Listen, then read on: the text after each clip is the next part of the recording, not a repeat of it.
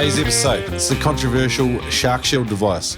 Well, maybe it won't be so controversial after you listen to Lyndsay Lyon from Ocean Guardian today talk all about the Sharkshield and its efficacy for Spearos. I get a ton of engagement from the Noob Spearo community on Instagram and Facebook, and I just want to thank all you guys for your questions. I try to represent them as best I can. I didn't make mention of every person that submitted a question because there were quite a few common questions that got asked, and I've kind of summarised it. It's a really good, robust discussion today with Lyndsay. Really appreciated him taking the time and energy to explain things and address the legitimate concerns that people had and the questions that they had about the device. Obviously, they've experienced some supply chain disruption with COVID stuff, but he's a really cool guy. I really enjoyed this chat. But hey, if you're here for the first time, welcome to the Noob Spearo podcast. My name's Shrek, aka, well, my name's Isaac, aka Shrek, but anyway, today's episode, I really enjoyed it. Before we get into today's episode, I want to make mention, someone submitted a Noober story at noobspearo.com. It's a 3-meter wobbly story from Benny. Hang around to the back end of today's episode to listen to Benny's frightful, very similar tale to the 3-meter flatty. Thanks, Benny, for that. That'll be on the back end of today's episode. I do enjoy a little bit of satire, so hang around and have a listen to that.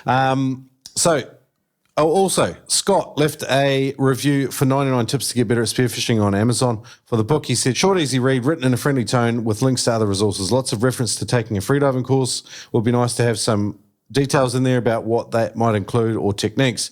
Not a lot of technical knowledge in this book. I would have liked to see some pictures or more sketches, but like how to rig a float. Still a great place to start, and this sport seems to be pretty dangerous, so maybe a book can only take you so far. But it was a good review. There was some critical info in there as well, but always good things to remember in the future for the books that we have in the pipelines. Talking about books in the pipelines, 99 Spearo recipes well underway. More than 140 recipes were submitted from the spearfishing community. It's basically recipes to help you get beyond your comfort zone and start just getting out of those 2 to 3 recipes that we slam over and over again and expand your horizons. That book should be up on Kickstarter in November, so hang around and listen out for that. Also, a quick review for the podcast. Tommy says, this is on podchaser.com/Noob Spearo. I'd love it if you left a review there. He says, as good as it gets, if you're a Spearo of any level or just interested in the waterman woman lifestyle, then Shrek will have you engaged for hours on end, full of amazing actionable tips and loads of hefty conversations on ethics, attitudes, and my personal favorite, how to look after the ocean and your dive buddies. So we all get to enjoy this lifestyle for generations to come. Keep up the good work, Shrek. We appreciate you. Thanks, Tommy. I really appreciate it. Red Dog, a serious note here, sent me a PM on Insta. Said, hey guys, I'm a bit lost for words at the moment, but I'm sure you've heard about my best mate, Sean Daly, aka Frother. He went missing in Indo and the searches are still continuing, but chances are getting pretty slim for him. I just wanted to ask you if you could make special mention for him in your next podcast and emphasise the importance of diving with a buddy. I tried to tell him a few weeks ago, but couldn't get through to him. I just don't want anyone else to end up in the same spot. It's been a shit year for the sport. Cheers heaps. So, really sorry for you, Red Dog. And, I think the search for Sean's still ongoing. There's a GoFundMe up there if you have a look for Sean Daly Spearo and get involved in that. Heavy note to head into this interview with Lyndsay Lyon from Sharkshield. It's a cracker interview. Thank you for the engagement. Noob Spearo community on Facebook is an absolute phenomenal place if you have questions and you want to ask those silly questions somewhere. And remember to hang around for that voicemail at the end of today's episode. Here we go, Lyndsay Lyon. In 2001, Adreno was a tiny hole-in-the-wall shop and it was near impossible to get spearfishing equipment in Australia. Without Adreno, many people would never have discovered the joy of spearfishing. To continue their legacy, they've created a highly effective 101 basic spearfishing series for free that you can check out on the Adreno YouTube channel. Adreno may be bigger now, but it's still a company that's focused on helping people discover the spearfishing experience for themselves. Check out the Adreno YouTube channel for plenty of awesome vids to help you on your spearing journey. Are you a US-based diver? Great news. Today's show sponsor, Neptonics.com, have got a deal for you. Use the code NOOB10 to save 10% off anything and everything at Neptonics.com. Equipment you can rely on, solid gear that works. Even when you get all Limp Bizkit on it, you'll struggle to break stuff. Well, g'day Noob Spearo community. I'm joined by Lyndsay Lyon today, Ocean Guardian, the makers of Sharkshield. What's the deal with the name? You guys used to be Sharkshield, didn't you? That's a very good question. Look, the reason we changed the name from Sharkshield to Ocean Guardian is that the company's been around for about 20 years. This technology was first developed in the late 80s, 90s by the KwaZulu-Natal Shark Board in South Africa. And a couple of Australian divers got the rights to the technology worldwide, and that's how the company ended up in Australia, and the technology developed from there. But what happened was that it's the only technology in the world that works and is proven to work by scientific, peer-reviewed, published research, so independent research. And so what happens, though, is over the years, other companies would enter the product category with products that did not work. And what was happening was the media was referring to the whole category as Sharkshield, so like Band-Aid or Kleenex or Xerox. Oh, yeah. And so what happened was our brand was becoming generic and lost in this quagmire of snake oil, frankly. And so what we did is we changed the name to Ocean Guardian. So the company is Ocean Guardian. And then Sharkshield technology is the technology that's been proven to work. And it's kind of like, Intel Inside, NutraSuite. That's kind of the direction we've gone. Yeah, right. Okay, cool. Well, welcome to the show. Thank you very much for that long explanation I gave you. Nah, that's all good. I ambushed you with a tough one straight off the bat. And in a sea of snake oil, as you mentioned it, Sharkshield does stand head and shoulders above. That's why I've invited you on the show. I've had Andre Rerakudo on the show a couple of times. He works for Terra Australis, which did some interesting testing videos and comparisons on the various shark deterrent measures. Did you guys have any funding in that? I mean, can you just give me a bit of an understanding of how that arrangement happened? Yeah, Andre's a really lovely guy. Crazy where he dives, I have to say. They call him Sea Monkey. Oh man, I've seen him dive in bait balls up on the northwest of Western Australia, while sharks are just ploughing into the bait ball and he's swimming around in it. Yeah. So look, in answer to the question, Terra Australis, were a film company trying to build a brand and a reputation for themselves. And so they went off and did all that testing on their own with the EDS and the shark bands and the Ocean Guardian Freedom 7 product, which is the main diving product. We did engage Andre and Terra Australis on the surfboard product to capture some video. So the ones that you're familiar with, the diving product where they did a product comparison, they did that off their own bat and we had nothing to do with it. But there's another video you can see on our YouTube channel that those guys did for me. And what they did was they put our surfboard product right next to the bait ball I was just talking about. And literally he got a drone above it with some bait hanging from below the board. And we set it up with a remote control. So when all the sharks were close to the bait ball and around the board, he flipped it on and he got this drone footage of the sharks fleeing like a bunch of tadpoles. It's really cool video. Oh, wow. Wow. Yeah. Super cool video. So that went from what? So the product was inactive, and then you've turned it on, and then it's had an immediate impact on the behaviour. Yeah, right. Correct. Yeah, okay, cool. They don't like it. No, so I hear. My community had a number of questions. I sort of sent out the question on Noob Spear on Instagram, the Noob Spear community on Facebook, and I was quite surprised at how much engagement these posts got. A lot of people were very curious about Sharkshield. So let's talk about shark sensory apparatus and how they perceive the world. I've talked with a few different people, so I have a limited understanding, in terms of how they see things. The ampullae of Lorenzini seems to be one of their primary sensory apparatus. Is that all that the Sharkshield or the Ocean Guardian product works on? Is that all it's interfering with, or educate me, please? Yeah, sure. Look, it's good. It's there's a couple of things to say here. Look, sharks have got the same senses that humans have got, and the rest of, the animal kingdom are pretty well got, sight, sound and smell. They've also got this lateral line thing that, to be honest, from what I've read, not a lot is known about it. It's kind of like how geese and birds figure out the magnetic field of the earth and use it to navigate. And then they've got these little gel-filled sacs in their snout called ampulla of Lorenzini. And these little electrical receptors, they use that at very close range. So in the first instance, in answer to your question, I would suspect their auditory systems, sound, so sound waves, movement in the water is their most keen sense. And then it would probably come, and I'm not a biologist, by the way, and then it would come down to smell, most likely, the ability to scent and track from smell. Sight is pretty limited depending on the species, but it's a relatively, short, mid-range sense. Is it true that I don't want to interrupt you, but is it true they only see in black and white? Yes, that is correct. They actually don't see in black and white. They see in green and black.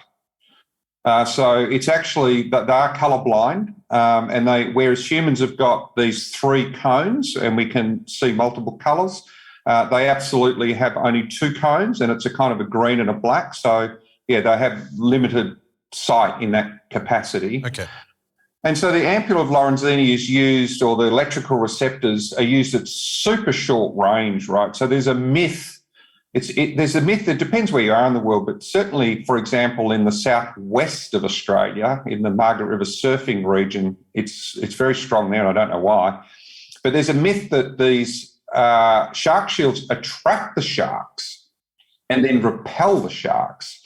And I can tell you, as an electronic engineer and having looked at all the research, it's absolutely zero chance of that. It's very hard to transmit an electrical field underwater because of the volume of the water, the water mass. It just, it breaks it down very quickly. And second to that, every single piece of independent scientific research, there is zero difference with the number of sharks turning up to the bait with the device on or the bait with the device off.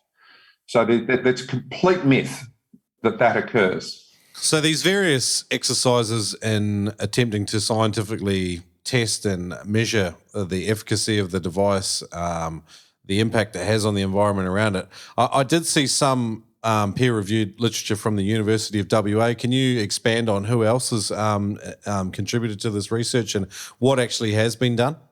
Yeah, sure. And look, just to finish on those sensors too, by the way, these electrical receptors, they can sense down to 5 nanovolts. So if you've seen like a crayfish swim across the top of the ocean and then dig down and find a crab, that's how they found the crab. The electrical field coming off the crab, every living creature gives off an electric field. We are basically electric systems, so our brains run on electrical impulses to drive the system. So the Western Australian University was a good piece of research. What they did was they took the diving product that we're talking about most used by Spearos, the Freedom 7.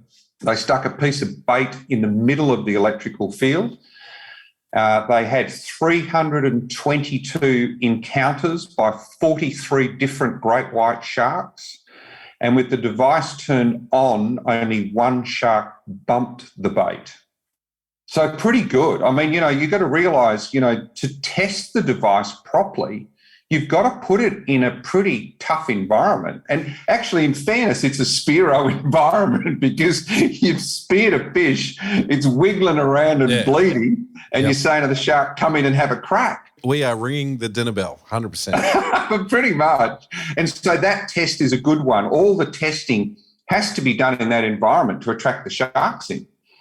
So pretty solid. I'll tell you another really good one that you might not have read, 2012 by Flinders University, Charlie Hooverniers, and this answers a really good question.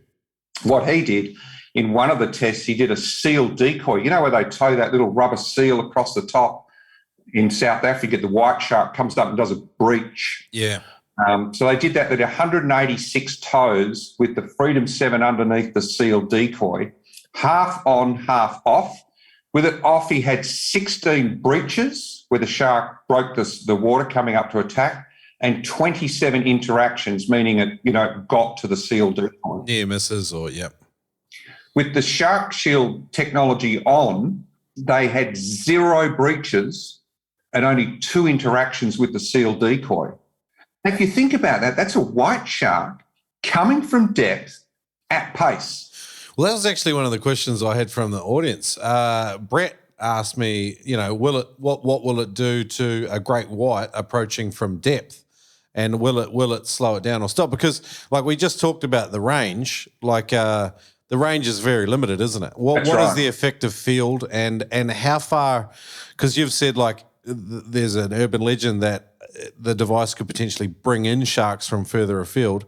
How far is its effective range, and then how far beyond that is it actually being able to be detected by sharks and other creatures with this electrical detection sort of? Yeah, electrical receptors. So look, sharks and rays are the only animals in the ocean pretty much that have got electrical receptors. There's some land-based animals in Australia. We've got a platypus and there's various others, but it doesn't affect fish and things like that. Just with respect to, by the way, if it attracts sharks, if it attracted sharks, every shark fisherman in the world would own one. It'd be a great market for us. That's a good point. In answer to the question of how large is the field, with the Freedom 7 device, look, it's shaped like if you think of a gridiron ball or American football oval shape. It's about 4 metres wide and about 6 metres high, if you were to visualise what it would look like. The reality is, from the visual looking at where sharks come in from people over the years and these various tests, the sharks can get really close. If you've got a piece of bait sitting in the middle of the field, 5 kilo piece of bloody tuna, and you're hungry, you're going to figure out how to get it. So what happens is the shark comes in, gets a shock and gone, Jesus, what is that? And buggers off, but then goes, well, I'm still pretty hungry. I know something's there, and it'll come back and have another look. So when you look closely at the research, they say that the sharks become more familiarised with the electrical field and get closer and closer and closer. They don't necessarily break through, but if you stay there forever, and I'm talking a long time, then, it makes sense. If I'm hungry, I'm hungry. Yeah. And so the answer is they'll get really close before they turn away, a metre or two. That's if they're really keen. But generally speaking, we hear from divers, they'll be 15 feet, 20 feet away, and you can see a reaction from them. So it varies. So what is the physiological reaction to it? Does it disrupt their nervous system? I mean, obviously.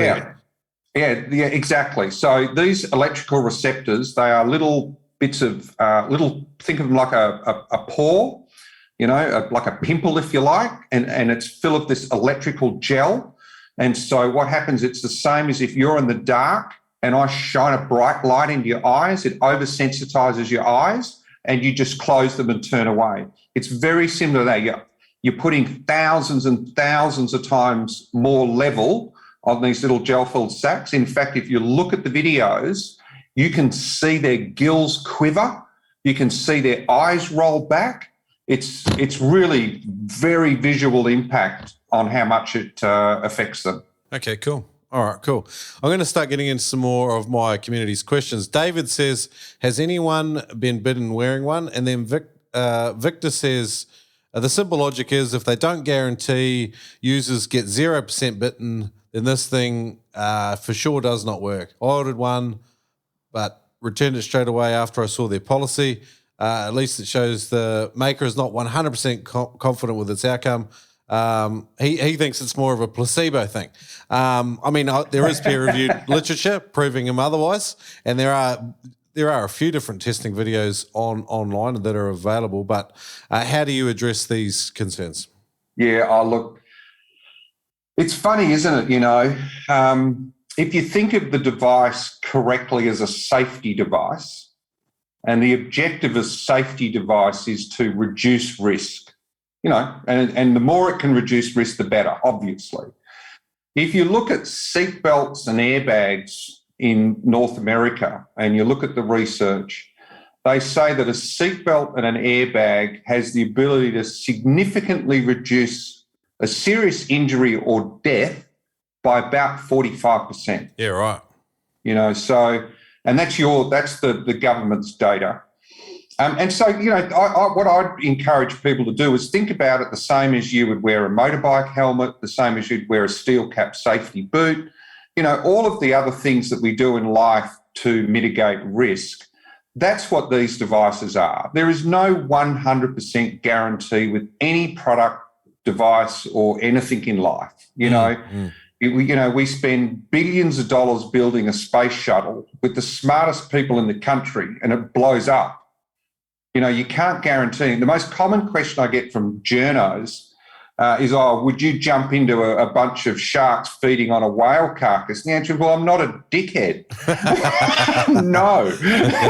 Now, I've seen people do it, by the way. Yeah. A lot of them are my people, so I won't... Yeah. But, look, it'd be my luck that I dived in and there'd be a shark there without ampulla of Lorenzini. I mean, we're born blind, or born deaf. There's every possibility that there's a shark in the ocean that it will not affect at all. So, there is no guarantee. I mean, we could offer a money-back guarantee that if you get eaten by a shark, we'll give you your money back, but it's just a bit tricky to claim it. I guess some of the other issues, I'm going to get into some of the product stuff in terms of the batteries and the operations later in the discussion. What are some videos that people can go in and have a look? I mean, I mentioned the Terra Australis ones. You've got some videos there on the Ocean Guardian website. Is there any other sort of non-biased testing videos that are out there that you've seen? Actually, National Geographic for Sharkfest just released a couple of videos that they did that we had nothing to do with the game, similar to the Terra Australis stuff. There was a program called Shark Beach with the actor Chris Hemsworth narrating it. Okay, yep. Most of the program's about Chris Hemsworth, with Chris with his shirt off, Chris with his bicep. Yeah. He's a lovely guy and all that. Targeting a female demographic, maybe. Yeah, that's right. But look, they released two videos. One, they released Flinders University, Charlie Huvenier's testing the surfboard product on white sharks down in Neptune Island in South Australia. And then they tested the boat product, which is a very similar design to the Freedom 7. And there's some really good quality video in that. In fact, the surfboard product, they show about 4 or 5 great whites coming in to attack the bait, one from below, by the way, and being clearly deterred. So that's a really good one and recent too. Like that was only released about a month or two ago. The one that Andre did on the surfboard from the drone, which is on our YouTube channel, that's an awesome video because they just look like tadpoles fleeing. So you're saying the Sharkshield, I mean, talking about Spearos before, you talked about climbing in on top of a dead whale that's being eaten by sharks. Spearos are generally, we're not really a risk-averse bunch. Correct, adventurous for sure. But I like your analogy of Sharkshield possibly being a deterrent, and a mitigation sort of strategy, which I try and encourage all Spearos to think more about just analysing risk and applying mitigation strategies, whether it's jumping in off a headland into really big surf or whether, it's making sure you've got a buddy with you, particularly if you're starting to push some depth, even beyond 10 metres, like our biggest bit of safety equipment in the ocean is our buddy, and it works with sharks too, because you're more mass and a shark is obviously going to be more threatened by more people with guns between us and them sort of thing. But it's great to hear that is the way you sort of promote it. Obviously, I can understand what you're saying with it not being 100% reliable. You've mentioned a lot of tests on great white sharks. Danny asks, which species are they effective on? They're definitely not effective on wobbegongs. Yeah, and thank God, not a lot of us have been killed by wobblygogs. So look, the answer is that there's really only 3 sharks that predominantly are of concern to humans, really. I mean, we've been bitten by others and people have died by others, but 96, 97% of the fatalities are whites, bulls or tigers. Yeah, is the answer. What about hammerheads? Yeah, look, there's not a lot of people who've been attacked by hammerheads. They work with hammerheads. They work less with some of the reef sharks. They work less with grey nurse sharks. I don't know if you have those there. Yeah, we do. They definitely don't work as well with wobblegons. But with white sharks, bull sharks, and tiger sharks, there's been quite a lot of testing with bull sharks, as well as the white. Predominantly, it's been the white because I guess the challenge you've got with when you look at the range of sharks and the range of their jaw sizes, when you get bitten by a reef shark, if it gets you in the right spot, then yes, you're going to die, but you're not going to, with a wobblegong. If you get bitten by a white shark, then, it's usually a pretty big bite. And there's some big bulls and big tigers as well. So there's been lots of testing on those three species predominantly is the answer.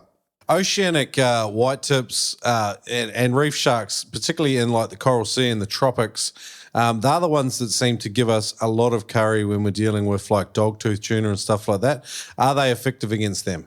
Yeah, so there's been testing on oceanic white tip and makos. Okay. I was going to ask about makos as well, yep. Yeah, oceanic white tip and mako, and some of that was done, really early on. If you look on our YouTube channel, you can still see some of that video. That was done in the, early 2000s, I think. And then a guy out of New Zealand called Riley Elliott, he also did some testing on makos and white tips as well for one of a program that he did. Okay. So, yeah. All right, so there's some evidence out there to prove that it works on a multitude of species. Bull sharks, in my mind, are probably one of the worst ones we deal with spearfishing. They seem to love shit visibility, so you don't know they're there, and they come out of nowhere. They ambush predators, and they are a real warrior, I think, out of the shark species. I haven't dived with great whites. I've dived with tiger sharks, and they seem, I don't know, maybe this is just my anecdotal opinion, they seem a bit more easy to judge sort of their mood in the water, but bull sharks just are sneaky. So I had a friend, John, he used to wear a Sharkshield, and he ran it down one of the channels of his fins, and he sort of seeker flexed it in there. Does that affect the efficacy of the device? And why does he always want to swim in front of me and give me shocks? Because he cares deeply for you, Isaac. It's very common for mates to run the field over the back of their friends' necks. Oh, it's horrible. And you're trying to relax for a dive and stuff, and then and it's awful. Yeah, it certainly gives you a kick. And the reason what a lot of people do, and look, the Freedom 7's been around for quite a while, 12, 15 years maybe. And look, we're a very small company. People might look at the website and think we're some, multinational, tens of millions of dollars. And that's not the case. We're quite a small company, 4 or 5 employees. We're not a big company. And so I think that there's room to improve the way that antenna design comes around and can tap you in the back of the head when you do a duck dive. And so that's why the people are putting it on their fins. We've seen a lot of people, what they do is they'll put a small hole in their fin with a very loose cable tie and then thread it through the cable tie to try and keep it, floating along behind you more evenly. Have you thought about partnering, or has a fin company approached you to talk about possibly integrating it into their fin design? We haven't been approached, but it's worth a consideration with the length of a fin. Look, the efficacy of the product is directly related to the physical size of the So let me just explain how it works, because we didn't actually cover that, right? So basically, you've got 2 stainless steel electrodes, and you're pulsing a current between the 2. You're alternating it back and forth, but you're running a current between the 2, and that's what creates the electrical field. Now, the smaller those stainless steel electrodes in surface area, and the closer together they are, then the smaller the field is, meaning the shark will get closer. So if you look at, for example, there was a product that used to fit on your ankle called ESDS, or I think it's now called eForce, or whatever it's called. The electrical fields are about the size of a coin, and they're about 2 inches apart. Right, so the maximum size the electrical field could be is about the size of a basketball. Right? So if you've got that on your ankle and in your hand you're holding a fish that's wiggling and bleeding, the shark's just going to come take the fish. Yeah, righto. Right? If you look at the magnetic product Shark Bands, it's a magnet. The maximum, it's not even powered, right? So I don't want to be flippant and say it's a fridge magnet, but, the maximum distance you could measure the electrical field from a Shark Bands is probably about 6 centimetres. So the shark could sense it from, say, 20 centimetres, but that's it. Yeah, right. And that's why they don't work in real-world testing where there's an enticement to come in. And so the Freedom 7, if we were to, going just back to your question, if we were to put that on a long flipper, we could probably get the electrodes a reasonably distance apart to create a reasonably big field, but I'm just not 100% sure how big it would be. Yeah, okay. That's the problem. So I've got a... we designed a product for Spiros, which we don't have on the market yet. It's the yet. handheld one? Someone actually asked me a question here. I'll see if I can find it, actually. We've got some challenges with the design, so we just pulled back for a minute. But the idea of this is there's two small electrodes close to each other, and it kind of operates like a handheld taser gun. Yeah. So the benefit of the Freedom 7 is it's on all the time. So back to your comment about a bull shark, if the sucker sneaks up behind me, it needs to be on. Yeah. Right? But if I'm a little bit nervous about where I'm diving and I don't want to wear Freedom 7 because I don't believe in it or it's going to encumber my diving experience or I don't want the drag or whatever reasons you have, then the idea was, well, you can have an e-spear in a pouch on your hip or on your calf. And if a shark did come in to try and take your fish and you were aware of your surroundings and you saw it, then here's your underwater taser to push it away. That was the idea. But the electrical field is pretty small. Okay. Well, at Quono1 on Instagram said, you must have released it in the past. He says the handheld Sharkshield was an absolute disaster. They've stopped selling them now, but it had promised a version 2.0. When will that be released and will it undergo testing before release? That's obviously, is he referring to that? Have you done a limited release before? Yeah, so what happened, as I said, we're pretty small, so we don't have a lot of cash, but what happened was that the middle section, there's 3 parts to it. There's this part here, the front, and it looks like that. So it's a gun, right? Quite a cool little product. Yeah. And so the reason we have pulled back is the middle section, which is made of plastic and has got the battery and the electronics all encased. Yep. For some reason, it swells in water. It's plastic, but it swells in water. Yep. And so it was jamming. So we've just pulled it back while we figure out how to improve that mechanism. So it's a porous plastic that expands with in water. Right. Weird. Yeah, okay. All right. So yes, we launched it. Yeah.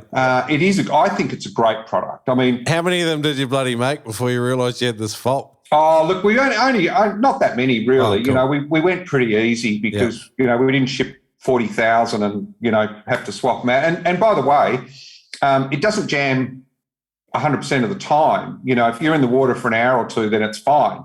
And then when you come out of the water, it shrinks back down again. So it's not that massive problem, but it's not a problem I want. I'm going to jump in and I'm going to defend you myself here because we're in a remarkably small industry. Yes. Whether you're creating deterrent devices for all of the underwater world or whether you're just a spearfishing manufacturer, 98% of the companies that exist in our world are tiny. Yes. And we've got these guys and girls that are making products in their garages often, especially when they're starting out.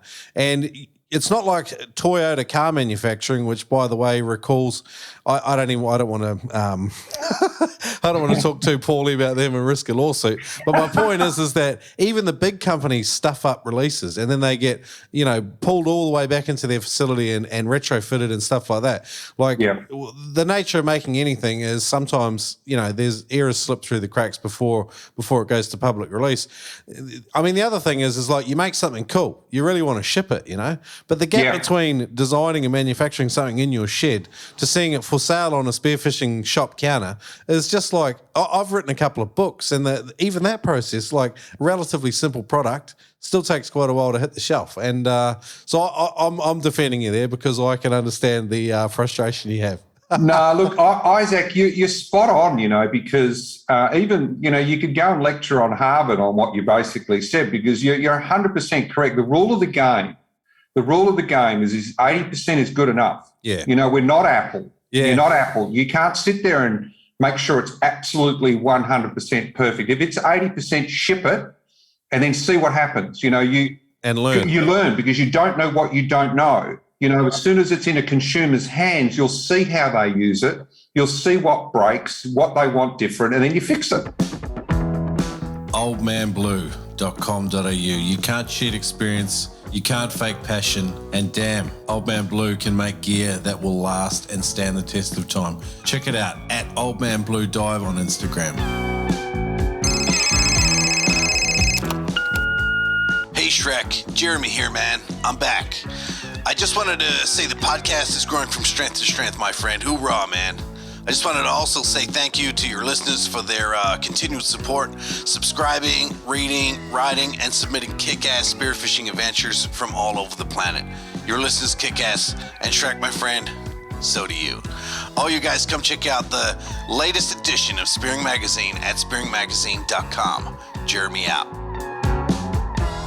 I fancy myself as being one of those people that's probably more at the early adopter end of the technology spectrum. I don't think I'm quite right at the front, but I do have a level of sympathy towards people that try to make something very cool and bring it immediately to market, because particularly if they believe that their product will make a difference. And I mean, you're developing products that mitigate the risk of sharks predating upon human beings, which I think is a very admirable goal. So I can understand some of the teething issues that you may have had with some of those products. So version 2.0 though, when can we expect it? Again, are you looking to, because I can see that device that you've shown me, it looks awfully like a very small spear gun almost. Like, I mean, could you possibly because I know you Americans love guns. Well, can you integrate it into something else? Like, could it go along the side of a spear gun or something like that? Like detachable, something like that. You could do. I'm not a spearo, just to be clear. Do you like spearfishing? Yeah, well, I like eating fish. I'm a surfer. Okay. Yeah, so I in fact broke my brand new surfboard on the Friday, $1,000. 2.0 for the eSpear is probably, at this stage later this year. But, the whole concept of the eSpear, whilst the original innovational idea was targeted at the Spearo, the other market for the product, because as Spearos, the risk is super low. Like you're in one of the highest risk areas because you're attracting them in, right? The highest risk is actually surfing. They're the 50% of the fatalities are surfers. But the other idea I had behind the invention of the eSpear is think about all those people swimming around in the Bahamas that will never, ever see a shark in their life anyway, but they want to feel safe. And I thought the eSpear at $299, that's a great market for the product. The James Bond babe coming out of the water with her eSpear. Yeah, righto. I mean, even like I did a fair bit of scuba diving. I went through to instructor level before I crossed over into free diving and really embraced what I'm all about these days. But I remember bubbles was such a deterrent to sharks. Like they won't come near you. The noise and the bubbles just seems to get rid of most sharks. There are exceptions to this though. And I mean, is that a market that would also be interested in it, you think? Yeah, I think so. I mean, there is a bit of research. University of WA did some more research on the bubble. They actually tried to come up with a bubble curtain to do it.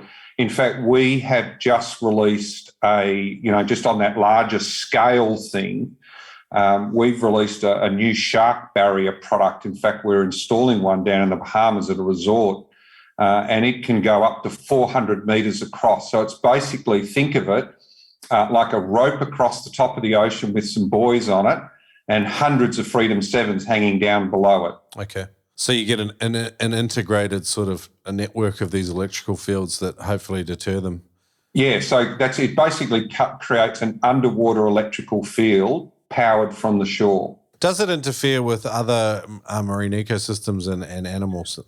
No. Other animals don't have the electrical receptors, so a lot of people are using a product that we released called the Fisho one to try and help people in charter boat fishing so they could create electrical field under the boat to stop predation from sharks taking their catch.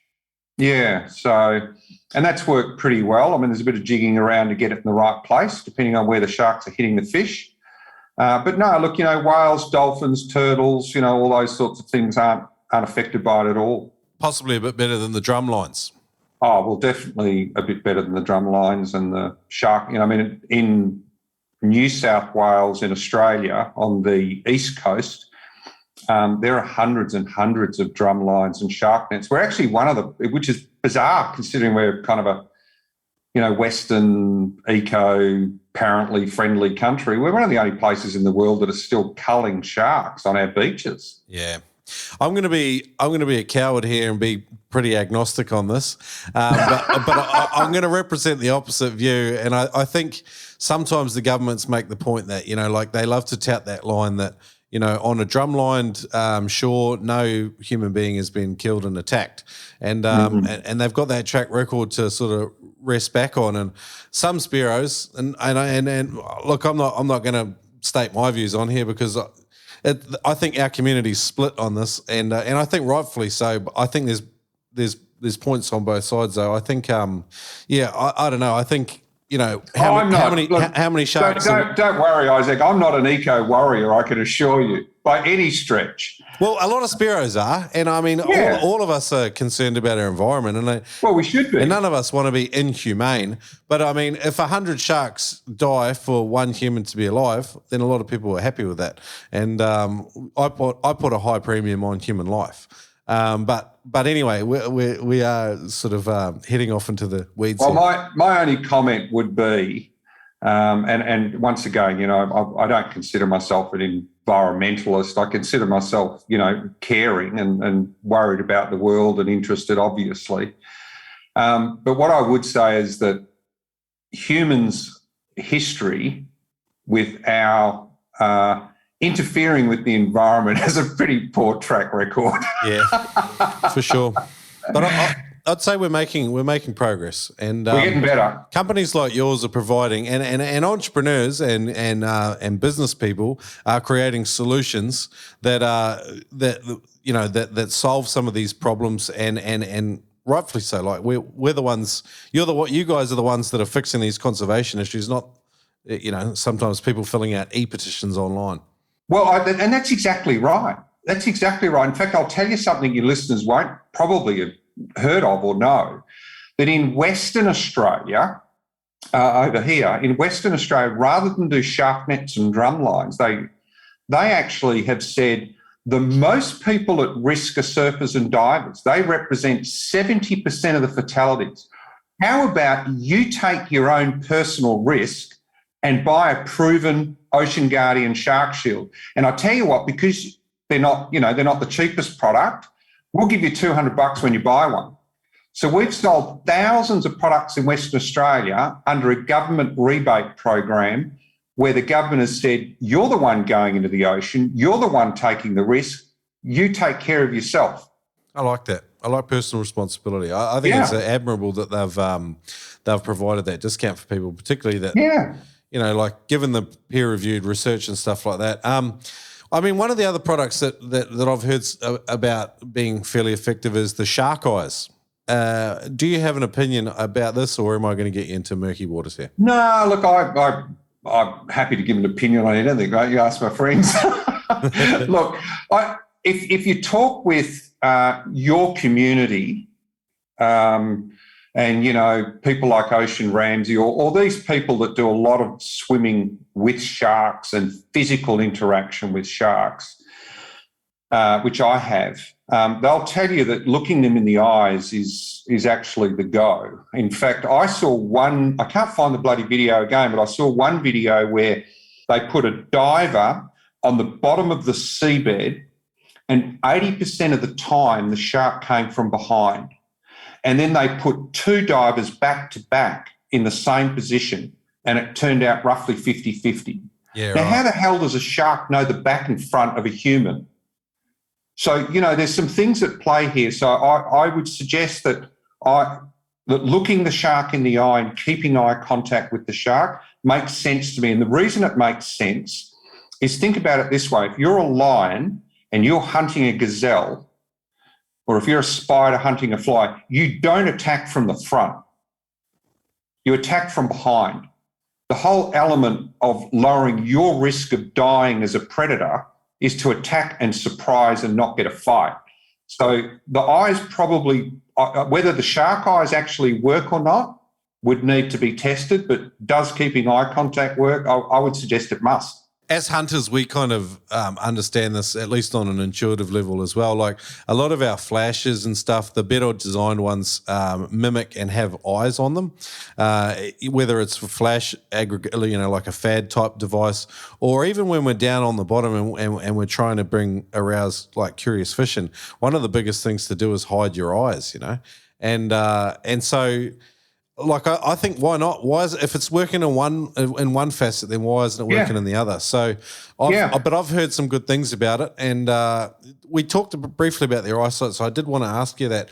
Simon asks, just change subject here a little bit. He says, "I'm curious as to whether they deter sharks of all sizes. My experience has often seen the bigger shark swim to the bloke wearing it. It's always provided a laugh. Perhaps the new model is improved." Well, again, I mean, we could go back to the size of your electrical field. So, effectively, like when you've got a big bit of bait and a diver's in there, where are the sharks turning? Like, I've got a shark coming in on me from behind. I've got a Sharkshield 7 on, and it's activated. Where would I look to or hope that shark would start to turn off away from me or dramatically change its behaviour because of this electrical field?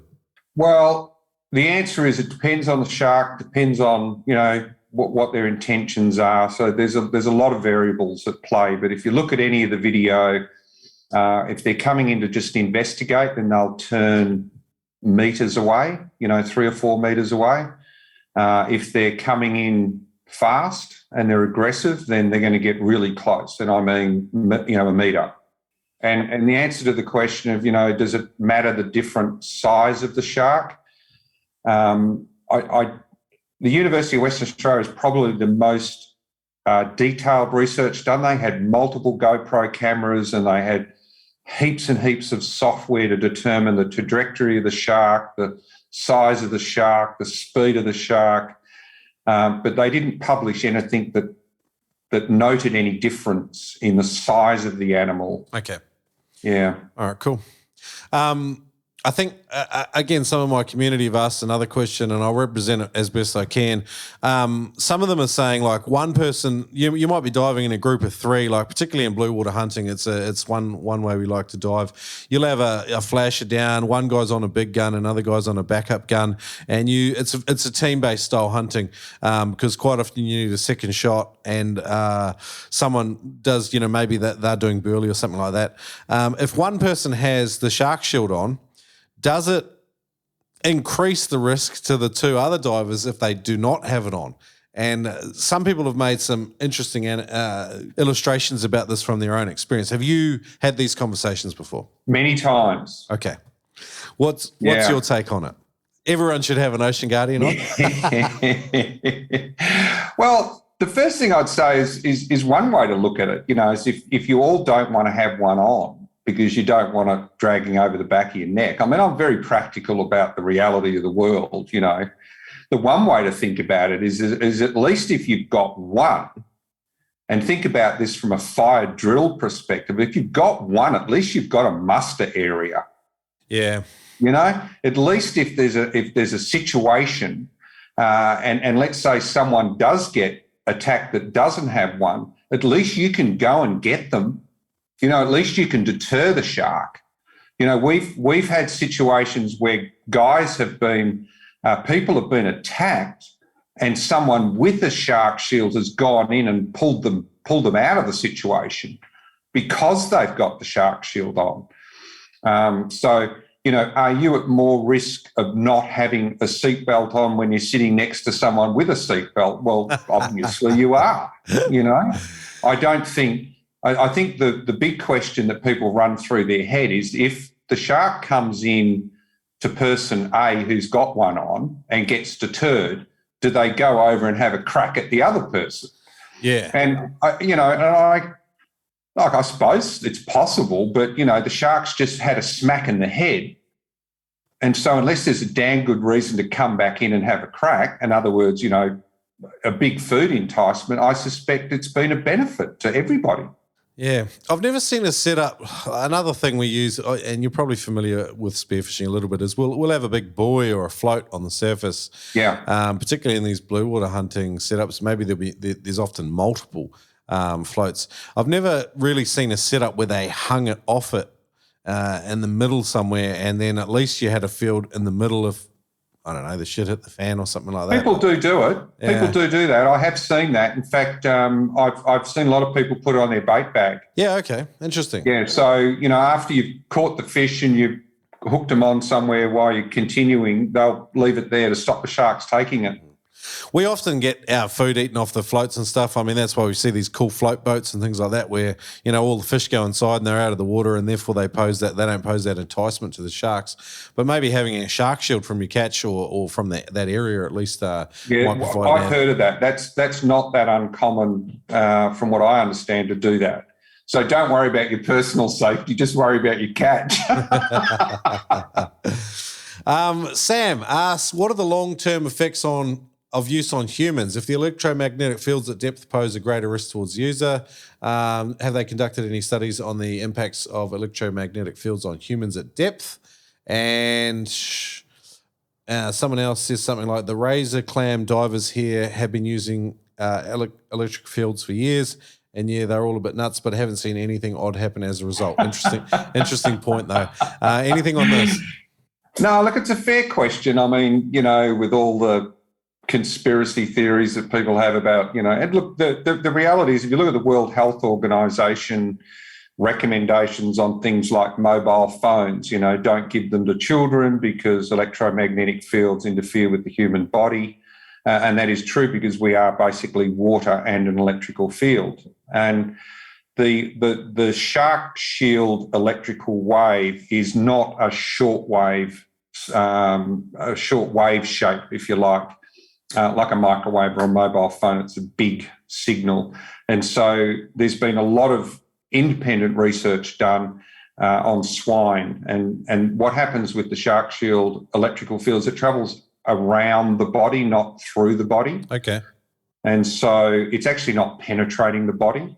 And so, from what the research shows and what the World Health Organization says, the answer is no, there wouldn't be a lot of impact. And we've had abalone divers shell divers who have been using this technology now for, 15, 20 years. Okay, cool. So, and you've heard nothing bad so far. So I thought it was an interesting question. I hadn't even thought about it, to be honest.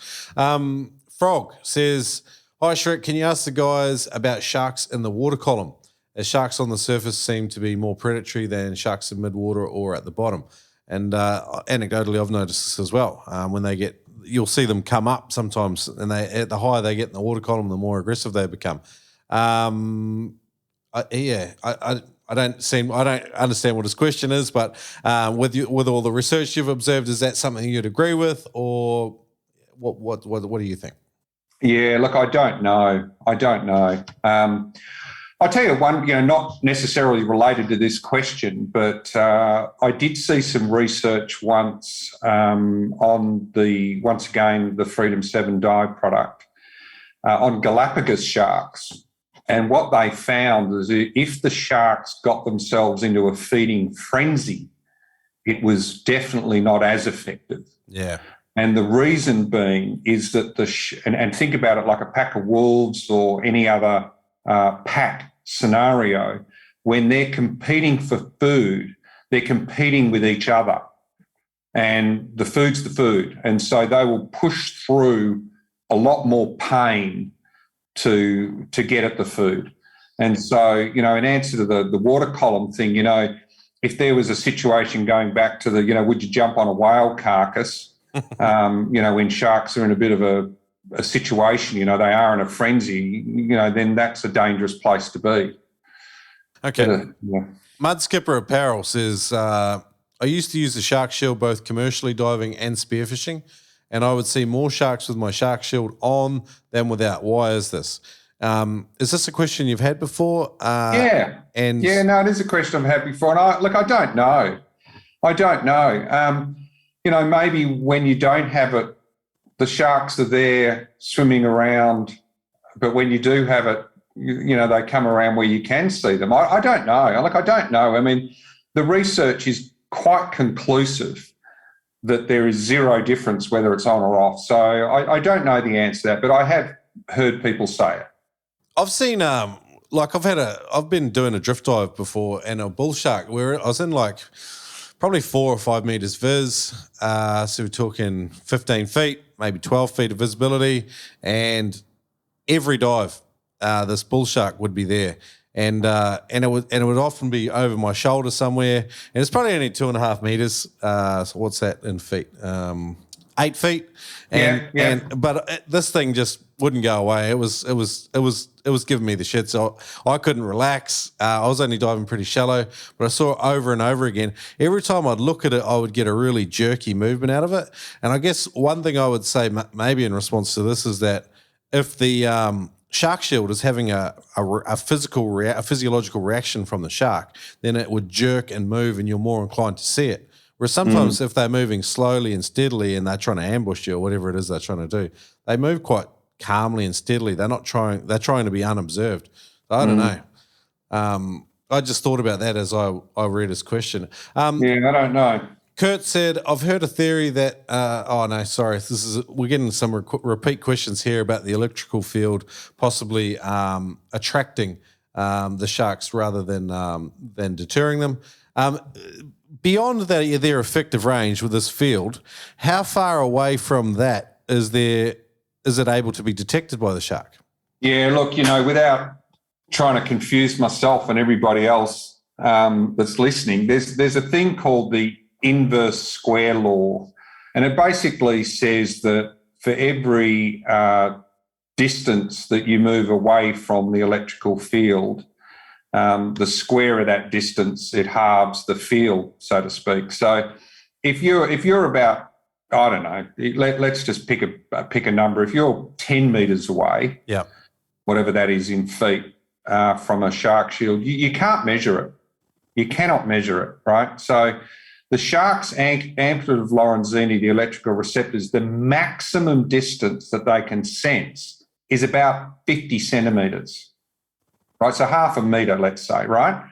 So that's why some of these other products, when they do their videos, you'll see the shark coming really close and then being deterred. That's because, 50 centimetres plus their 6 centimetres, 56 centimetres. Yeah, right. You know what I mean? Okay. So it's about the size of the field, and then beyond that, you think their ability to detect it is quite severely limited. Okay, it's zero. And think about it, like if you look at some of your underwater communication devices, right? They only work within a certain distance, and then you just can't transmit an electrical field any further. Same thing. If your buddy had a blackout on your next spearfishing trip, think, what would the outcome of that be? Do you know how to revive someone from a blackout? Would you even be in a position to do something about it? Or would you be diving, chasing after a fish as your buddy sinks down to the bottom of the ocean? Do you know where most blackouts happen? Do you know what you can do to minimize your risk of having a blackout? My name is Ted Hardy, and I'm the founder of freedivingsafety.com.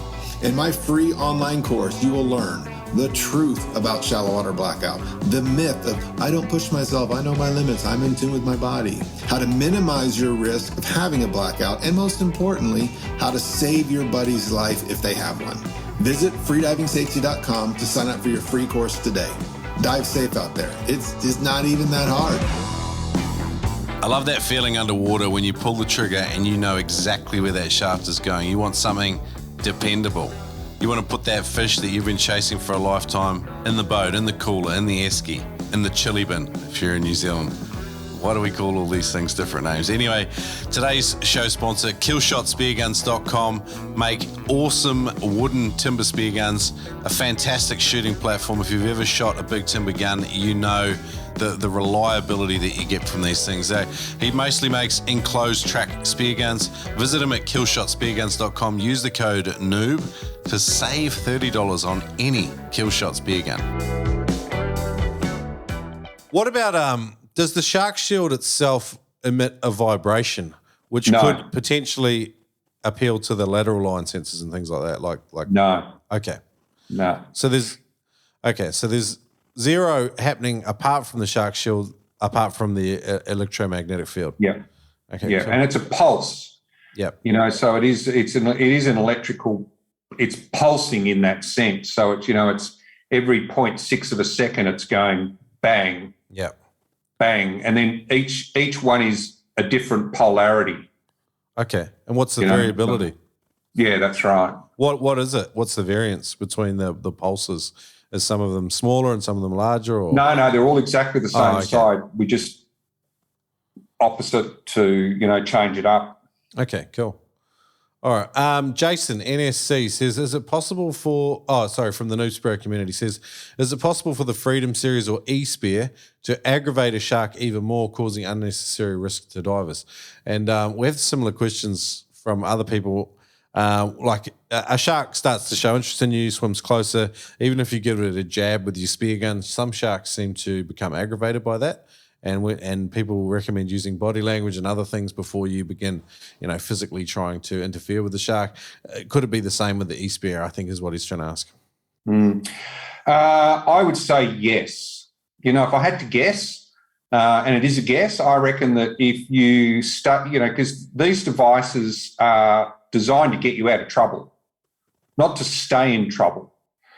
And so I reckon if you stayed there and the shark was super aggressive and you just were sitting there trying to zap it, I don't think that's the case with the Freedom 7. I think the case with the Freedom 7, the field is so strong that even an aggressive shark has trouble breaking through, and the research shows they don't. Whereas the E-Spear, I don't believe that's the case. I think that if you hung around long enough and the shark was pissed off long enough, then you'd be getting yourself into trouble. I mean, there was a video, I don't know where it was. I don't know if it was Australia or the US, but there was a guy on a jet ski attacked by a shark. And that's what they said. Well, if you watch the video, the guy's pestering the shark in these shallow waters with his jet ski. And finally the shark went, Jesus, I don't know what's going on here, but this thing's trying to have a go at me. And it went and bit the jet ski. So, he deserved it. Yeah. Yeah. I don't know. If someone did that to a tiger, like, you'd have the same answer. Jack says, can I say I personally have owned one. I've seen them work effectively on a 2.5 metre bull shark that charged a mate aggressively from behind who was also wearing one, only to divert 2 to 3 metres from his foot, basically in contact with the antenna. You can also see the shark's body twitch when they come in proximity. Again, I've only tested it on bull sharks, as these are the only large sharks I've seen. He says, I can also attest that they're a proper pain in the ass to dive with. He says, dangerous and basically useless on coral reefs as they get caught too easily. He says, I only wear mine in blue water type spearfishing now. And he's also had a couple of issues with the customer service experience with regards to some warranty stuff and the Sydney lockdown and stuff like that. I wanted to talk about how COVID had possibly disrupted your supply chain and things like that. But can you comment with regards to his statement that it can be dangerous and basically useless on coral reefs as they get caught too easily? What have you seen some workarounds? What customer feedback have you heard with regards to this? Yeah, so I understand what he's saying. So what we've seen people do is they put a small float on the tail of the device so that it doesn't drag on the coral and sits above it. And the second part of that goes back to a comment I made earlier about the antenna design with the braid. The braid itself, when it drags on the coral, catches, and that's what he's referring to. And that's what I was saying. I think there are some design changes that could be made to improve that aspect of the product, both the buoyancy of it, so that it sits, level in the water, doesn't drag, and doesn't catch. And so that I believe are things we're aware of, and design changes are required to improve it. How much displacement would you need in order to make it float above? Because the other thing is like, you know, like a lot of the time we're trying to be, particularly when you're refunding, you're really trying to get in and camouflage, get and blend with the bottom, and things sticking up are generally a deterrent to, you know, they just trigger fishers' warning systems and they're less likely to come. That's why a lot of guys like to use reel guns and things like that. But how big would the float have to be in order to make the Sharkshield float enough so that it didn't get... It's designed to be negatively buoyant. So if you were swimming along horizontally, it would be dragging below you. It would be trailing below you. So the float, you know, pretty small, you know, an inch or two is heaps. Okay. Yeah, pretty small. And what was the second part of that question? There was a... I can't even remember now. I just get confused. Oh, that's okay. I think the point I was making was like, if it floats too much, basically it'll stop you from concealing yourself. I mean, that's another concern. So it's like, I don't know if neutral would solve our issues, but if it's getting entangled in reefs, then you definitely don't want it to be negative. Yes, that's right. And so that's the design problem. I think it being negatively buoyant, and I think it being the stainless steel is got a braid over it, and I think that's, you know, that's a challenge. Okay, cool. Interesting. Have you seen these micro floats in action? Like holding, have you seen one? What sort of systems have you seen with regards to coping with this? Have you seen some guys use little micro floats?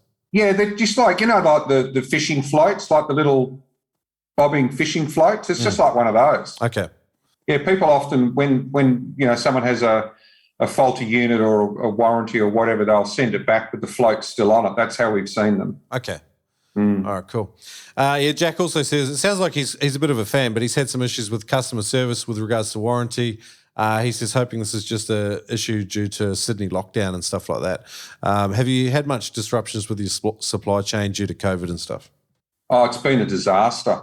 It's been an absolute disaster the last year and a half, frankly. And it kind of just kept cascading. So what happened was COVID started, so this, you know, in China, so the supply chain got affected, and that affected our cash flow. And then you couldn't get enough money to buy product, and then you got product, and it was just a vicious cycle, which unfortunately we're still in.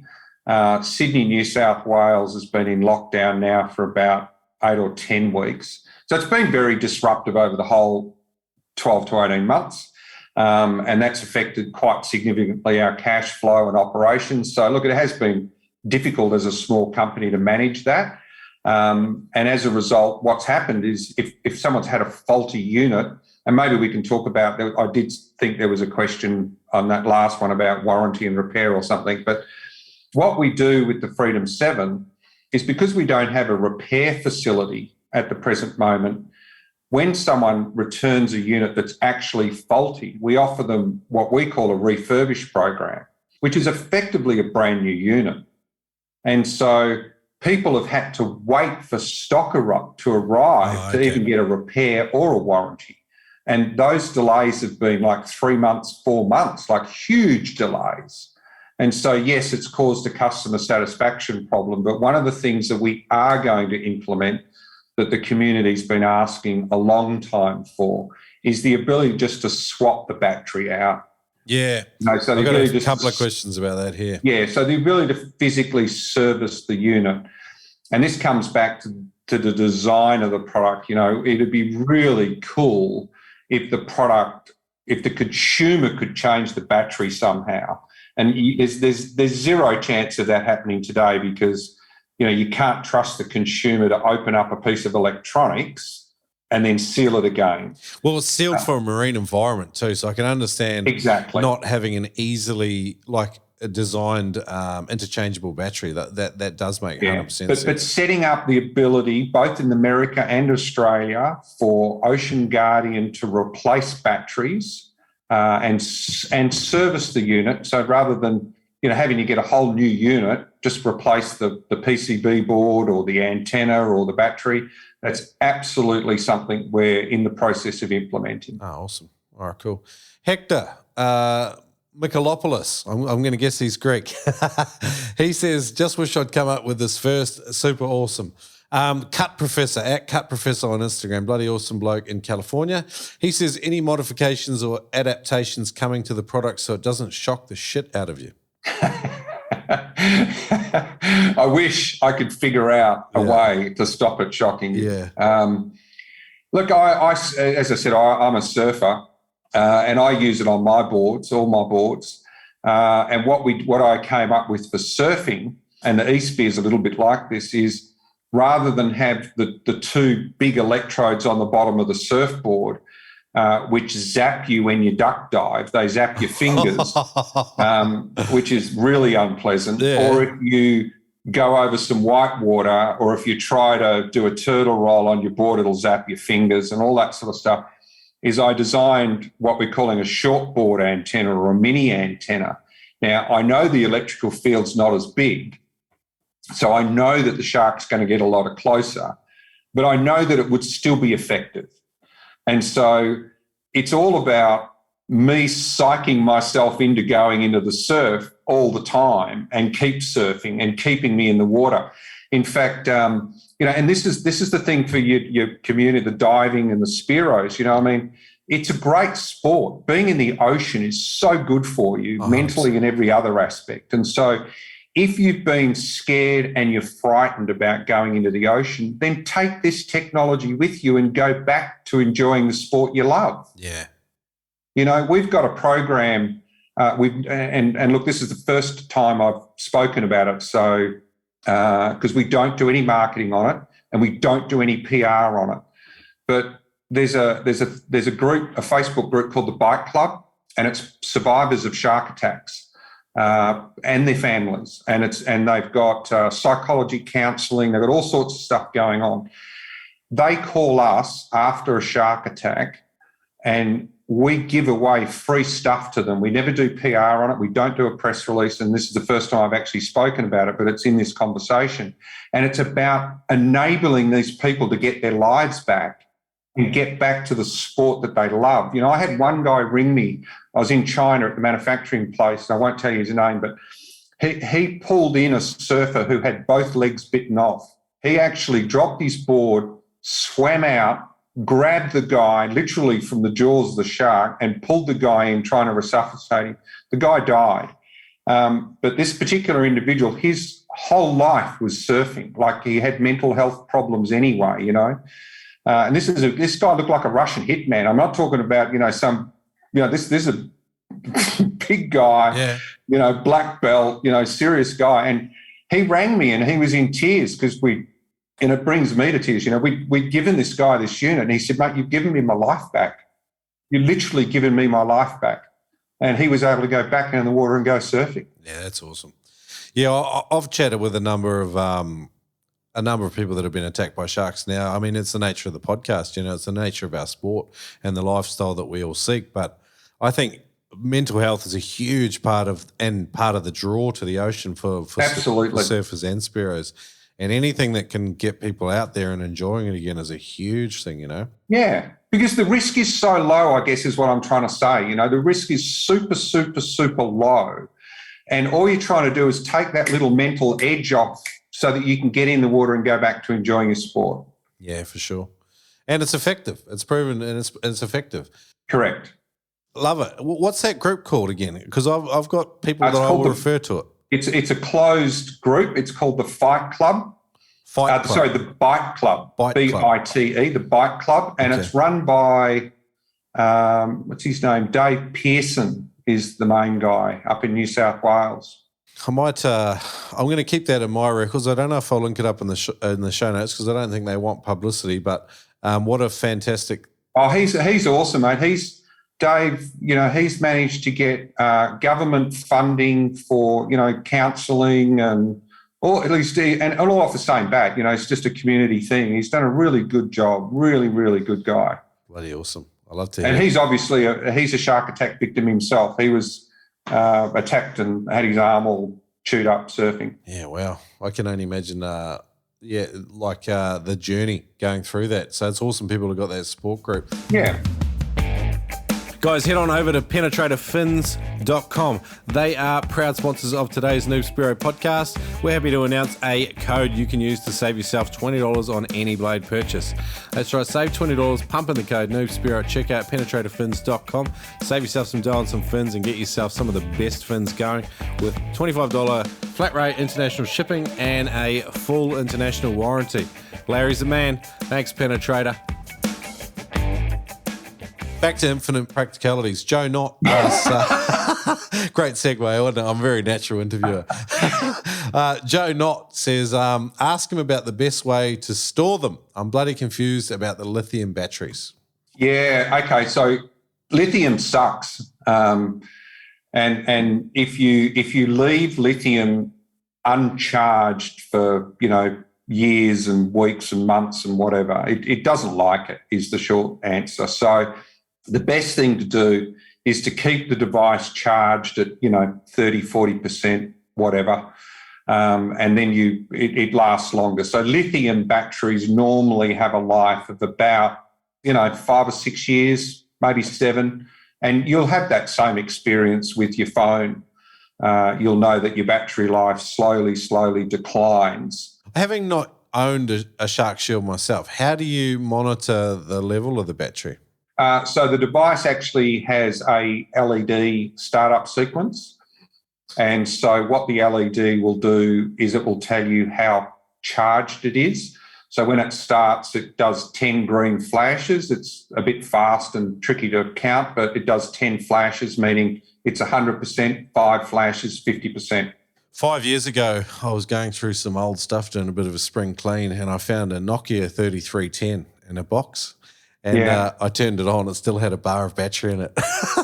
Yeah. I think it had been sitting in that box for about 5 or 6 years. Well, those, the old nickel, was it nickel cadmium battery, I think they were called? Yep. The early Sharkshields had those, the Freedom 4. Okay. And there's still people out there using those batteries, the Freedom 4. In fact, there was one company originally repacking them. And this goes back to, we need to be able to change these batteries for customers.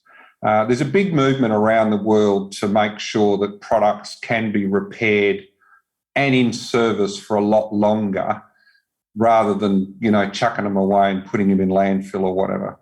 There's very few products that have been designed so specifically for spearfishing safety. Sharkshield's one of them with regards to mitigating shark risk, and the other one was the freedive recovery vest, which basically was an auto-inflation vest that a freediving Spearo can put on, and if it detected that you've blacked out, it would auto-inflate and bring you to the surface. That device was up around, I think, the 1,300 Australian dollar mark. Now, most people are averse. I mean, we're not like I mentioned earlier, we tolerate high levels of risk in our sport. It's the nature of it. And we're averse to spending money on it. I don't know why sometimes. It's and then you got these tiny manufacturers. I think Terry Mast was the designer of the original freedive recovery vest. And I think that product's just gone by the by, and it's unfortunate because these things are expensive. So anything you guys can do to make your product more resilient over time, more interchangeable and things like that, I think it will bring more and more people onto using them, and particularly if we can solve a few of these design concerns. Yep. Jared Nikolsky says, I've seen a lot of videos about Sharkshields and have purchased one to use when my 5-year-old comes to dive with me. I haven't had a chance to use it yet, but I'm interested to know if there's anything they have seen that reduces the effectiveness of these units. Storage, anything like that? Look, the only thing that would reduce the effectiveness is the salinity of the water. So it only works in salt water. It won't work, for example, in your saltwater pool. We get people saying, I put it in my saltwater pool and it's not working. Well, there's not enough salt in your saltwater pool. And so, bull sharks can travel a fair way up the river into fresh water, as it's been recorded. And so that the only thing I can think of that reduces the effectiveness I'll go back to this conversation. I would say that example of the Galapagos sharks, so sharks that were in an absolute feeding frenzy and competing with each other aggressively for food. I would think salinity in the water, and look, that's about it. I can't think of any other scenario. All right, cool. Dennis commented that he says, I know when you accidentally sit on the bottom, it works. Had the bad habit of zapping me. We talked about that before. Ben says, could the technology be improved so it's smaller and the antenna shorter? We talked about that and how it changes the size of the electrical field. So, yes, but it compromises its efficacy perhaps, or reduces it for certain. Brian says, also, a quick release clip design would be handy, similar to a leg rope on a surfboard. How does it attach at the moment? And I thought it was similar to a surfboard leg rope. Yeah, look, it is. The Freedom 7's got an ankle pouch. What he might be talking about was we changed the design of the pouch and we left off a little tab to be able to get your fingers on it to release it quickly, and we've added that back. So maybe that's what he was referring to. There was a period where we'd left that tab off where you could easily grab it and release it for whatever reason. Ben also asked about future changes and improvements coming, smaller and more powerful. We talked about Quano's questions. We've also talked about getting tangled in the coral and rocks. A couple more service delivery questions. Neptonics Worldwide said, when will they be back in stock to sell? When can we expect to see a resumption in your supply chain back to similar pre-COVID levels, I guess is what he's asking.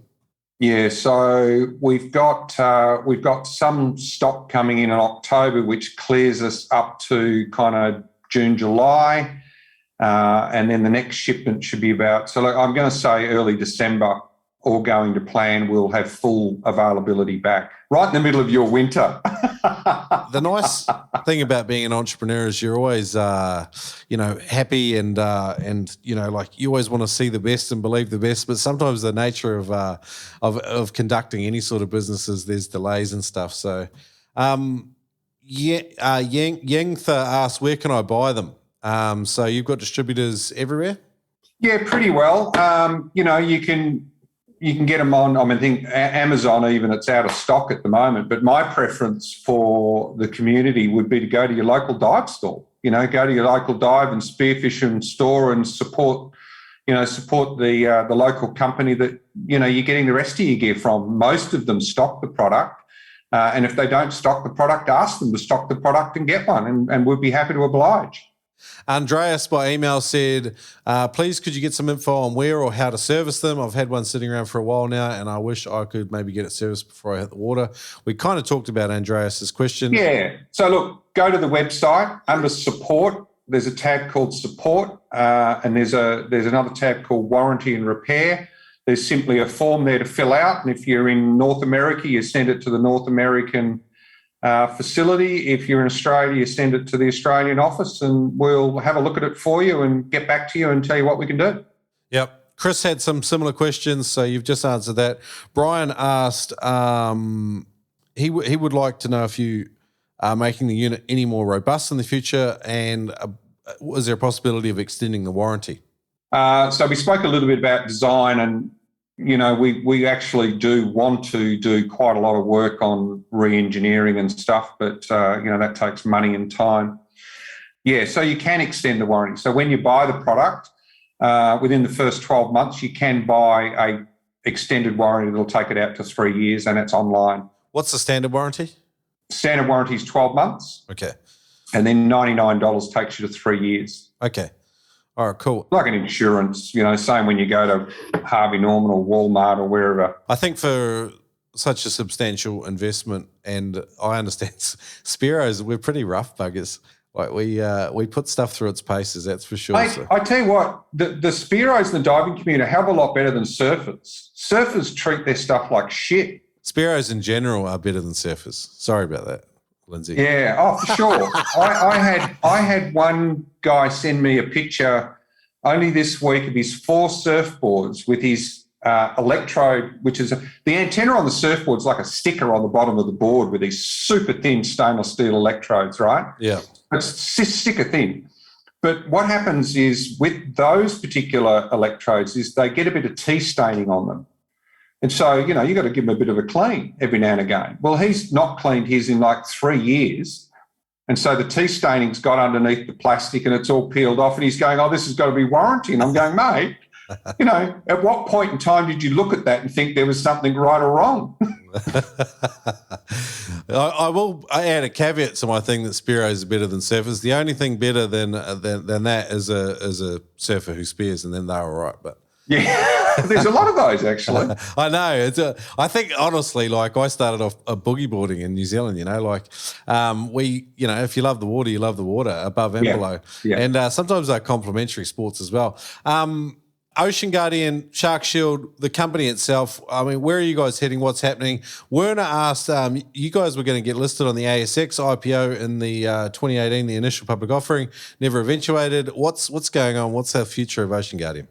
Yes. 2018, we did consider looking at the ASX and we went down that path, but we aborted the mission at the last minute, unfortunately.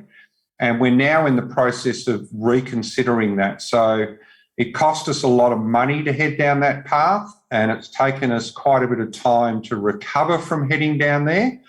And so we now actually have got really fantastic growth.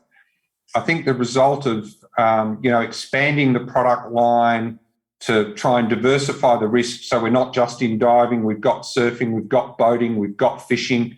And now we've got the shark barrier product to, as you point out, Spearo's a very small market. So we've now got a lot of markets that we can address quite easily with finished products. So we're in the middle of a capital raising now with the view of heading into an IPO on the ASX next year. So we would like to still do that. Okay, cool. Well, it's awesome. What's the ultimate vision of Ocean Guardian? Look, I think the current product range, the B2C products, the consumer products, the Freedom 7, the surfboard product, the e-spear, the boat product, the fish, I think they're all fine. I don't really think, I think we can tweak with them and improve them, but they're great products. They work, they're solid. We just need to get the capital to get into production and get them into the marketplace and do more of this where people actually realise they work and that they can use them to enjoy their sport. The next big thing for Ocean Guardian is the shark barrier. If we can actually replace shark nets and drum lines and put these systems in resorts around the world or in protected beaches, I don't think we're ready to put them on surf beaches, but protected beaches, and, remove this, shark attack capital of the world brand that Australia has, or help Reunion Island or help Florida, help the Bahamas, improve tourism and people can go to the beach and they go, well, of course I'm going to this beach. It's protected by Ocean Guardian. That's the future. Well, it was fantastic to talk to you today, Lyndsay, and thanks for answering all my community's questions. I missed a few, but I feel like our conversation contained at least the messages that most people had sent in. So thanks for the community for getting involved again. It's Noob Sparrow on Instagram if you want to follow along, or the Noob Sparrow community on Facebook. Lyndsay, where can people come and find out a bit more about you and Sharkshield if they are curious? Look, I'd go to the Ocean Guardian website, which is just ocean-guardian.com or .com.au, whichever. And also, use the frequently asked question. There's a little box on the right-hand side and our FAQs are fantastic. So if you've got questions like these, you will find that most of them are in the FAQs. Well, thanks for joining me today, Lyndsay. It's been a long time coming. Thank you very much. Greatly appreciate it, Isaac. Cheers, buddy.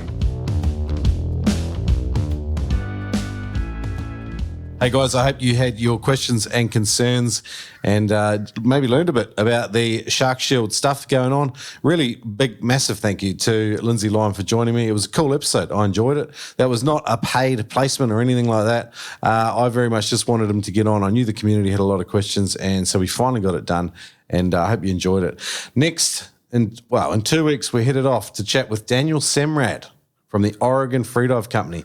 Now, there's a really rad community in that community, talking about his name, Semrad, and he's a freediving instructor, very accomplished dude, great attitude, and like I say, runs a phenomenal shop there in Oregon, and I really enjoyed it. We just had that chat recently too, so it's still top of mind. Let's see you back in 2 weeks. If you love the show, consider becoming a patron at patreon.com/NoobSpearo. Support us on an episode-by-episode basis. Maybe it will support me to get out on a spearfishing trip like the one I'm headed out on next week with the Adreno team up at the Southern Great Barrier Reef, doing all sorts of crazy content stuff and filming some stuff. It should be awesome. I'm enjoying getting back in the water, and it's been a dry spell with some of these lockdowns and stuff that's been going on with COVID. But I hope you're getting out there as well and staying safe. All good. That's it for me. Shrek over and out. Yeah, so just wanted to talk about the dinner bell theory. Well, it's not really theory, it's so true. So the dinner bell being the spear gun going off and the sharks thinking it's dinner time. This is something that I had heard about, but didn't anticipate it in this area. So I'm in a rocky bay, quite a small bay. I've parked the jet ski up in the middle, swum over, which is only about 10 metres. Off to the side was a rock ledge, and I immediately saw a nice, Viz was probably about 4 or 5 metres. I saw a really nice blackfish there, probably 30, 40 centimetres, and I thought, yep, I'll have a go at that. And I did, and I missed. Just too anxious. I didn't even really breathe up, just sort of jumped in and went, ooh, let's go diving, completely missed. And out of nowhere, this wobbegong, probably 3 metres, I'd estimate. I couldn't believe how wide he was. His jaws were huge. He just straight in, looking at the edge of the tip. Now, he wasn't. I don't think he really wanted to have a go at me. It was probably more like, oh, buddy, you're about the same size as me and you're eating. Can I eat too? But, mate, so scary. And I never expected it. I was in probably 3 metres of water, 3 metre wobby on a bay where, you'd have noobers going to spear all the time, and I just wish I had a buddy with me at the time. I had to swim from the side back through the murky water with 3 to 4 metres viz back to the jet ski. That was a pretty quick swim, but a controlled one. And, I just got to get it out there, guys. Like, the dinner bell is a thing. You don't know when it's going to happen. I didn't know the area. I travelled from inland New South Wales to go spearfishing at this particular place at Port Stephens, and I'm quite sure that a lot of other guys have been there. That's why the shark knows the dinner bell sound. But, just something for maybe the noobers to really watch out for. You really want to have your mate with you and really keep your eyes about you, because, man, they swoop in quick. Today's Veterans Vault is proudly brought to you in partnership with Adreno. Adreno.com.au is a huge range of equipment, from the latest in spear gun technology to the odds and ends that you need, like bungees, booties and budgie smugglers. Go online to adreno.com.au to read good, honest reviews and to take advantage of Australia-wide flat rate shipping and a no-hassles returns policy. Don't forget to take advantage of the Noob Spearo discount code and save $20 on every purchase over $200. Adreno.com.au. Recently, I brought some new equipment online at today's show sponsor, Neptonics.com, and I was super impressed by the quality of the packaging and the before and after sales support. These guys don't muck around. They make awesome, tough, dependable equipment, and their service matches the quality of the equipment they sell. Visit Neptonics.com, use the code NOOB10 to save 10% on anything and everything store-wide. If you're shopping in the USA and you spend more than $99, you get free shipping at Neptonics.com.